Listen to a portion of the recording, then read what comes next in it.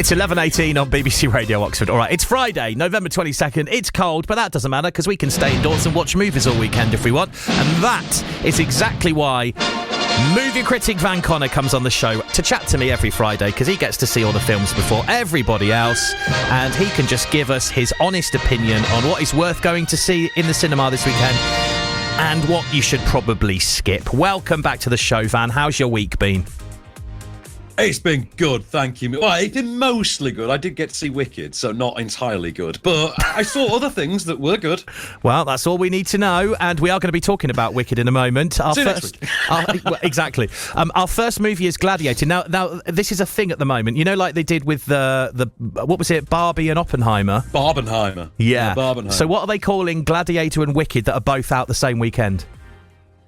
Well, they're both out the same weekend in the US. It was Gladiator opened a week early here for some reason, but in the US, they're facing off. It is #Glicked. Glicked. And do you know what? I'm here for it. Because, I mean, unlike Barbie and Oppenheimer, where you knew that one was they were both pretty even. Here we have one that is clearly better than the other, but we'll get to that. All right, then. So, directed by Ridley Scott, Gladiator 2 is out from today in cinemas. How was it, Van?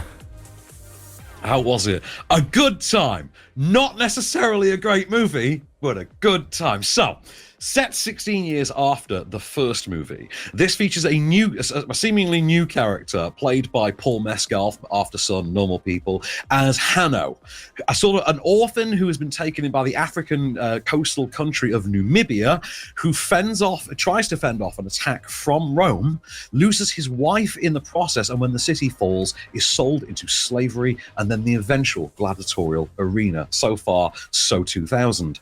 Of course, rather like Russell Crowe did in the first one, he decides to ascend his way through the gladiatorial ranks, all in the pursuit of taking the head of the man who sacked his adopted homeland, the General Acacius, played by the Mandalorian himself, Pedro Pascal. But General Acacius may not be the straight-up villain that he thinks he is. He might have his own motivations for everything that's going on. He might actually not be bad at all. Who knows? But one person who does know everything and is not quite giving the game away is the sort of owner of this crop of gladiators, Maculus, played by Denzel Washington. So I've got a clip for you. This is Denzel giving something of an ominous hint towards what's really going on.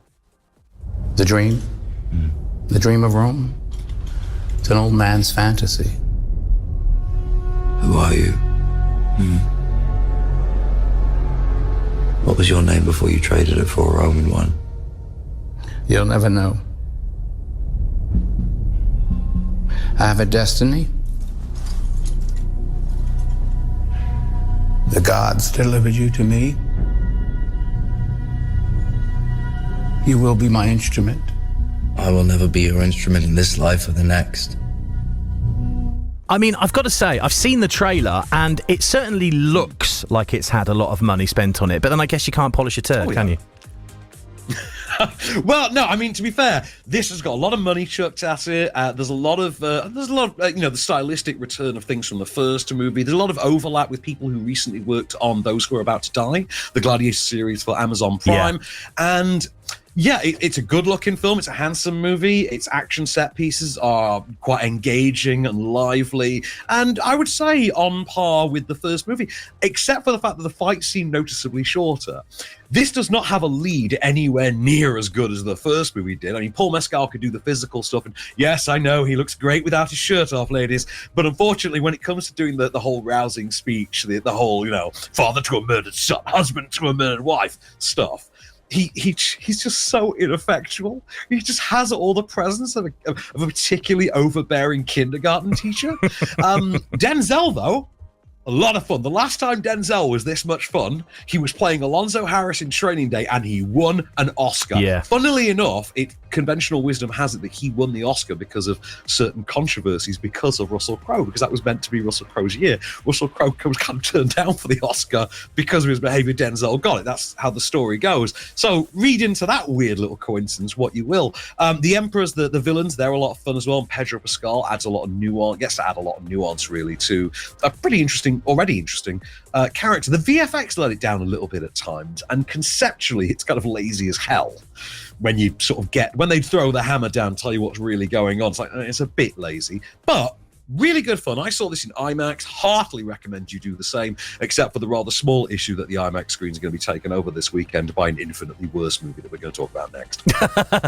Well, if you want to see it, you can, because Gladiator 2 is out from today. You can see it this weekend if you want to stay warm and dry at the Curzon Odeon Phoenix Picture House and View Cinemas in Oxford. It's also showing at Cineworld Witney and Didcot and View in Bicester. So pretty much most cinemas in Oxfordshire are showing Gladiator 2. So let's continue with Glicked, and the film that a lot of people actually were anticipating this week, and probably, fingers crossed, hoping that it was going to be a really good movie. I get the feeling, just the vibes you're giving off here, Van, that you didn't really enjoy it. No, I can genuinely say I did not enjoy this. I got hospitalised and had to have emergency dental surgery once, and I can genuinely say it was more fun than this.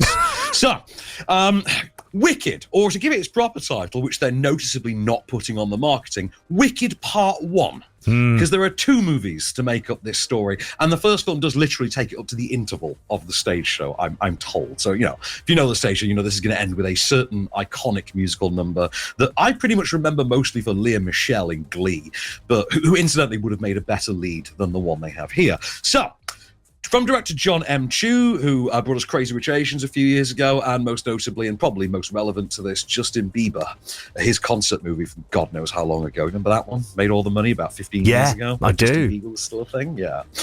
So, adaptation of the novel and stage show of the same name stars Cynthia Erivo as Elphaba, the green-skinned future Wicked Witch of the West, and Ariana Grande, who, again, can't act for toffee, as Glinda,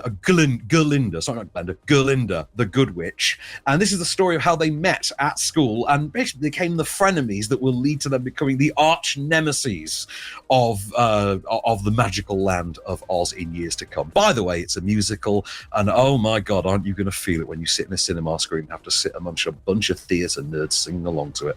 I've got a clip for you that'll set that tone nicely. Why is it you're always causing some sort of commotion? I don't cause commotions, I am one. Some of us are just different. Listen to me. You can do anything.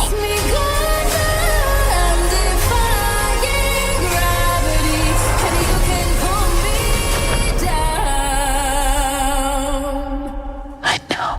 Okay, so, let's talk about Ariana Grande just a little bit here. You've mentioned her a couple of times. She's a great singer, she's a great songwriter, she's a great performer, but I'm guessing you're saying she's not a great actress. No. And do you know what? Owing to a friend of mine, I can genuinely tell you there are Hollyoaks actors who can deliver better performances than this. Genuinely. She is abysmal. Like, singing and dancing, she's great in it. Whenever she is called upon to deliver a single line of dialogue, though, you're thinking, can I just be watching Hollyoaks? Because I feel like that has more thespian graft in it. Cynthia Erivo, though, absolutely terrific. Really good fun. She's great in it. And Michelle Yeoh and Peter Dinklage get good turns in it. Michelle Yeoh, incidentally, can't sing, conversely. That's something I know. Michelle Yeoh, Oscar winner Michelle Yeoh, can't carry a tune. Who knew? Stylistically, very, very nice looking. It's very nice looking. And I'm sure this will be the kind of movie that will absolutely blow you away if you are the kind of moron who's dazzled entirely by visuals and not, acting. Unfortunately, I actually do require acting in a feature film. Ariana Grande is playing this as if she's on stage. It's that kind of wooden stage performance that doesn't quite translate to cinema. It doesn't. Cynthia Erivo read the assignment, however, and understood she was making a film, and as such, she's great. The musical numbers as well, they're quite well done. They're not the best musical numbers I've seen depicted on cinema screens this week. We're going to have to wait about 6 weeks for me to talk about that. But they're pretty fun and lively. And so, Popular's a catchy song. I really like Defying Gravity. You can hear it in the trailer there. But 2 hours and 40 minutes long. It is the exact same, the first half of the feature film adaptation is the same runtime as the actual entire stage show, including interval, apparently. Wow. So, Yeah, I mean, I don't know what possible depth they could have added to this because it felt quite shallow to me. It's basically a musical Harry Potter riff with racism. And I don't have the highest of opinions of Harry Potter, to be honest, and that was before all the J.K. Rowling controversy.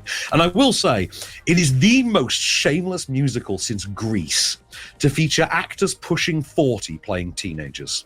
And I say that of a film that's got like Bowen Yang playing a teenager, that's got Cynthia Erivo playing it. Have you seen Cynthia Erivo outside of the green makeup? She's hardly convincing as a teenager. She showed up at our screening, and I'm thinking, how old is this woman?